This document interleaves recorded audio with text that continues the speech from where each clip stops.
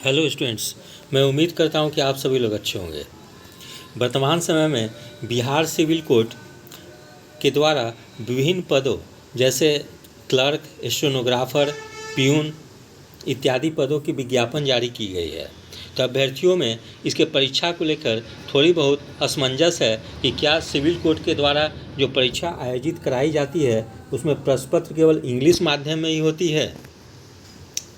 ठीक है, तो मैं अब इसके पूर्व जो है कि बिहार सिविल कोड के द्वारा 2016 में परीक्षा आयोजित कराई गई थी। तो हम लोग बिहार 2016 में जो परीक्षा आयोजित कराई गई थी उसके बुकलेट को हम लोग देखते हैं। तो सबसे पहले बुकलेट के ऊपर में जो इंस्ट्रक्शन या निर्देश जो लिखी गई है उसको हम लोग पढ़ते हैं। तो यहाँ जो निर्देश जो है हिंदी और इंग्लिश दोनों माध्यम में लिखी गई है। इसका अर्थ है कि प्रश्न जो होंगे वो हिंदी और इंग्लिश दोनों में होंगे। तो हम लोग यहाँ देख लें कि बुकलेट पे क्या क्या लिखी गई है, उसको जरा देख लें। जैसे this test booklet contains an attached OMR answer sheet inside, यानी इस परीक्षा पुस्तिका के अंदर असंलग्नित OMR उत्तर पत्रक रखा हुआ है। ठीक है, और यहाँ पे टाइम 2 घंटे निर्धारित की गई है। नंबर ऑफ क्वेश्चंस 100, यानी कुल प्रश्न 100।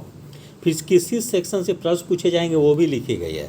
तो ये देखिए यहाँ निर्देश जो है कि हिंदी और इंग्लिश दोनों में लिखी गई है। इसका अर्थ हो गया कि क्वेश्चन जो है कि प्रश्न जो होंगे वो हिंदी और इंग्लिश दोनों में होंगे। जैसे जनरल स्टडीज से 25 प्रश्न, मैथमेटिक्स से 25 प्रश्न, जनरल इंग्लिश से 25 प्रश्न, जनरल हिंदी से 25 प्रश्न पूछे गए थे 2016 में। फिर यहाँ पे देखिए कैंडिडेट्स के नेम लिखने थे, फिर रोल नंबर लिखने, कैंडिडेट्स के नेम लिखने थे, फिर कैंडिडेट्स का फुल सिग्नेचर, फिर नीचे में रोल नंबर बॉक्स में लिखने थे, फिर रजिस्ट्रेशन नंबर लिखने थे, एक परीक्षा केंद्र का नाम लिखना था। अब हम लोग इंस्ट्रक्शंस को पढ़ लें यहाँ पे। तो पहला इंस्ट्रक्शन दिया गया है, इस परीक्षा पुस्तिका में 16 पृष्ठ है तथा इसके अंदर एक उत्तर पत्रक अलग से रखा हुआ है। फिर दूसरा इंस्ट्रक्शन है, प्रश्न पत्र को हल करने से पहले कृपया जांच लें कि परीक्षा पुस्तिका संख्या और OMR उत्तर पत्रक संख्या एक समान होने चाहिए। यदि ये समान नहीं है तो परीक्षा पुस्तिका और OMR उत्तर पत्रक तुरंत बदलवा लें। फिर आगे है, जैसे ही यह पुस्तिका वितरित की जाती है वैसे ही प्रत्येक परीक्षार्थी को चाहिए कि वह रोल नंबर, नाम, पंजीकरण संख्या, परीक्षा केंद्र का नाम आदि को इस पर लिखने के पहले इसके पृष्ठों की संख्या आदि की सम्यक जांच कर ले तथा सुनिश्चित कर ले कि छपाई पठनीय है। फिर यहाँ पे बॉक्स में जैसे रोल नंबर ये लिखनी है। फिर यदि किसी परीक्षार्थी को बांटी गई परीक्षा पुस्तिका या उत्तर पत्रक सहित त्रुटिपूर्ण पाई जाती है तो उसे वितरित किए जाने के 10 मिनट के अंदर इसकी शिकायत कर उसे अवश्य बदल लेना चाहिए। वितरण के 10 मिनट बाद परीक्षा पुस्तिका को बदलने के लिए कोई शिकायत स्वीकार नहीं की जाएगी। फिर परीक्षा पुस्तिका के कुल 4 खंड, समान अध्ययन, गणित, अंग्रेजी तथा समान हिंदी, प्रत्येक खंड में 25 प्रश्न हैं। इस प्रकार कुल 100 प्रश्नों के उत्तर देने हैं। हाँ देखिए, छठा जो महत्वपूर्ण इंस्ट्रक्शन है कि यदि अंग्रेजी में मुद्रित किसी प्रश्न और उसके हिंदी अनुवाद में कोई भिन्नता हो तो अंग्रेजी में मुद्रित प्रश्न ही मान होगा।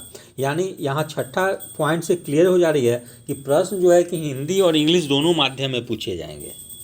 ठीक है, तो इस प्रकार से अभ्यर्थियों के बीच में जो असमंजस है कि बिहार सिविल कोड के द्वारा जो परीक्षा आयोजित कराई जाती है, क्या उसके प्रश्न जो होंगे चाहे मैथ के हों या GK के हों वो प्रश्न इंग्लिश में ही रहेंगे क्योंकि या हिंदी में भी रह सकते हैं। तो नहीं, GK और मैथ के प्रश्न तो इंग्लिश के साथ साथ हिंदी में रहेंगे, इंग्लिश के प्रश्न इंग्लिश में रहेंगे और हिंदी के प्रश्न हिंदी में रहेंगे।